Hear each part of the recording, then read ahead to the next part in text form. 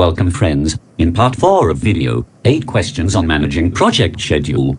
Under series of top 100 senior Agile project manager Scrum Master questions that might be asked in an interview to test various aspects of Agile project management skills, with tips and an answer for each of them. Check out the link in description for part 1, part 2, part 3. If you are visiting our channel Careers Talk first time, please make sure you click the subscribe button. At the end of video I am sure you will learn something new. Please hit like button. Your one like is big motivation for me. So friends, let's start with 100 senior Agile project manager questions. 1. How do you go about planning a schedule for a project? Setting the schedule for a project is a critical step. As Agile project manager, you have to be able to plan a project perfectly and execute it as per the deadline. Hence, the interview will want to learn how you organize a project from the outset. Tip number 1, cite an example of a project where you set a schedule from the start and how your team adhered to it until successful completion. Tip number 2, provide an overview of the frequency at which you were able to lead projects to timely completion with a focus on effective scheduling. Tip number 3, name scheduling software or tools that you rely on. Sample answer. At my previous job, I had to deal with new projects on the basis of the priority. I had to schedule the projects according to the deadline for each one, assigning team members and defining their roles and responsibilities. The first step for scheduling a project is breaking it down into a number of steps or phases. For example, I tackled a project where we were developing software for an airline. The deadline was 3 weeks, with an additional week for revisions. I broke the project down into specific stage, including initial pitch, proof of concept, design, development, presentation, and final changes. I assigned 2 days each for the first 3 steps and 4 days each for the remaining 3 stages. Hence, I scheduled the project to be completed in 18 days, when we had 21 and potentially 28 days. Leaving some wiggle room and breaking down a project into manageable chunks is my modus operandi when it comes to scheduling. 2.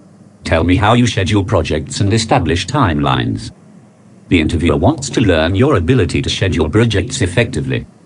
Companies live and die by deadlines, and hence they seek project managers who can get work completed on time. Tip number 1, this question is similar to the question about scheduling above, but the focus here is on timelines rather than the method you use. Tip number 2, you have to demonstrate that the timelines you establish contribute to successful completion of the project. Sample answer. The key to meeting project deadlines is managing the scope and the schedule. While the scope is beyond our control in most projects, the schedule is right in our grasp. Hence, I focus on establishing some time management processes from the outset. The key is to complete each stage of the process on time. The next step is to create a detailed schedule where I give a timeline for completion of each part of the project. The key to making this work is leaving some wiggle room to adjust the schedule as per the needs of the project. I also keep a close eye on the progress of the project and identify potential obstacles. This enables me to update the schedule over the course of the project, while ensuring we can complete the project on time. 3. What are the ways a project time schedule can be compressed? Schedule compression is an important skill for project managers. Knowing how to cut down a schedule you created enhances your ability to improve the efficiency of your project teams. The interviewer wants to learn your ability to compress a schedule. Tip number 1, learn about the different ways to compress a project time schedule, including the technical terms you should use. Tip number 2, demonstrate your experience of compressing a schedule and how it helped you complete a project successfully. Sample answer. Compressing a schedule requires achieving a tricky balance. Being in complete control of the project is important. You need to learn whether it is possible to assign more resources to the project. In that case, crashing is the ideal technique to use.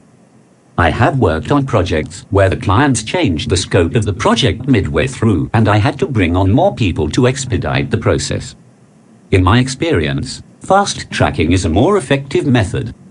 My technique involves breaking down projects into manageable chunks. Hence, fast tracking without allocating additional resources is possible. 4. How do you evaluate whether or not the team is on track? The interviewer wants not only to assess your monitoring skills, but also your familiarity with the best project management tools and software. Tip number 1. Provide an example of the methods you use for maintaining accountability over the course of a project.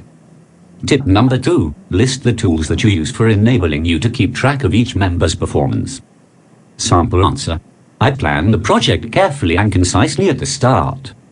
Breaking down the project into its core stages enables me to set a baseline against which I can then evaluate the performance of my team. Since I assign each member a specific role, monitoring his or her progress is easier once I know the different goals we need to achieve. Depending on the nature of the project, I use different tools and software. For simple projects, I stick to Microsoft Excel. The manual nature of the tool gives me a sense of being in control. I can simply update the sheet at the end of each week, or whatever period I decide. 5. How do you handle missing a deadline? With this question, the interviewer wants to tackle your organization and productivity skills. They want to know how often you have to face a situation of missing a deadline and what you do to cope with it. Tip number 1. There is nothing good about missing deadlines, so don't talk about how you turned around a deadline that you yourself neglected to meet. Tip number 2. On the flip side, acknowledge that everyone makes mistakes, and it's always best to hold yourself accountable to them rather than anyone else. Tip number 3. Make sure that you focus on your problem-solving skills and highlight the solutions that you offer to fix the problem, rather than anything else. Sample answer. At my previous company, we would often get a lot of low-priority projects, and I often go with them on the basis of their priorities.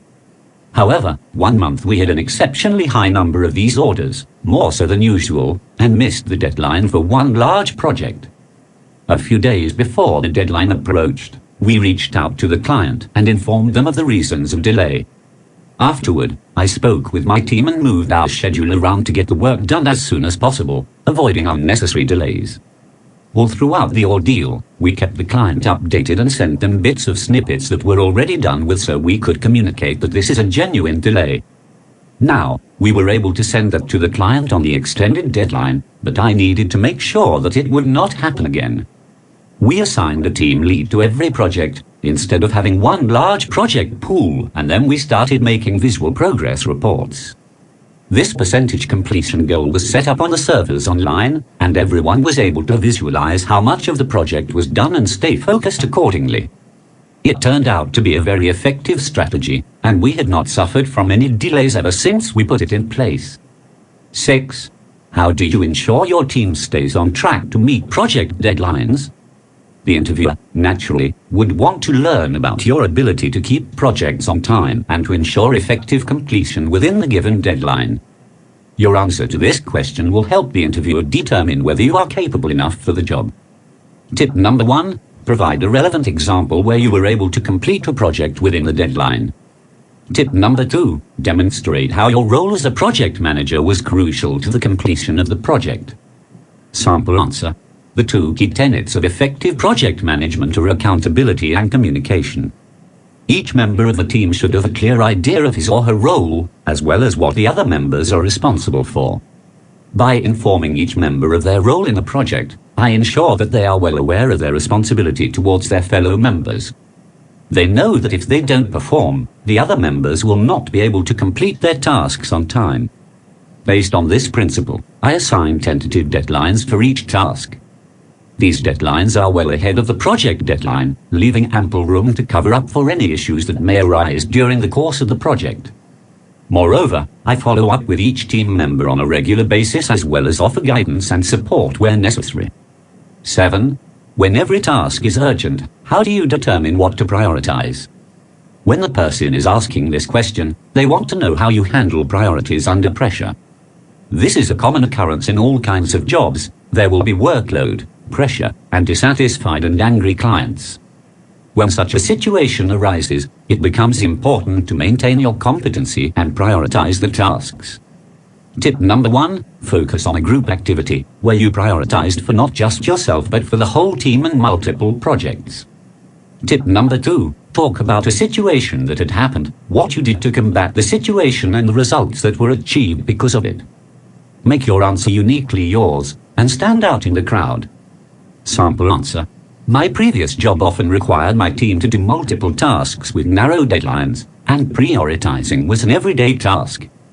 What my manager and I did to help the team with this particular issue is that we assigned account managers to every project, instead of having one large project pool, and then we started making visual progress reports. The process of assigning roles involved identifying the members that can perform each activity. The next step involved aligning each member with the most appropriate role. At the same time, I made sure that the senior members of the team took on time-sensitive and urgent tasks, as well as the most crucial ones. In addition to selecting the right person for each role, I prioritized the tasks based on the requirements. We focused on the major features first, so we can wrap the critical stages first. This process served me well on a large number of projects at my previous job, and I plan to execute it here as well. 8. What is the difference between effort variance and schedule variance? The interview will try to test your knowledge about the theoretic of project management with this question. Both effort variance and schedule variance are critical values that the top dogs in the corporation want to see in any big or small project. These factors will help them evaluate and analyze the total performance of the project. Tip number 1, the question is of a technical nature, and hence you should keep your answer to the point. Tip number 2, this tip is pre-interview, but nonetheless important. You have to brush up on your knowledge of effort variance and schedule, along with the other technical project management concepts so that you are ready to answer articulately. Sample answer. Schedule variance. After you've determined the estimated time of starting the project and the end dates, this includes all the tasks. The next step is to variance calculation. The difference you see between your estimated end date and the real end date is known as schedule variance. For instance, if an action for the project is estimated from January the 22nd, 2018 to January the 27th, 2018, 6 days, but the activity was performed at January the 24th, 2018 to February the 1st, 2018, 8 days. The actual variance is 4 days because the vital tasks are being pushed forward by 4 days each. Sometime the project may be delayed by any number of days, but if the overall project was completed within the due date, the variance is calculated as 0. Effort variance, EVE, can be estimated by identifying the difference between the hours determined to complete a task and the real number of hours spent to complete it.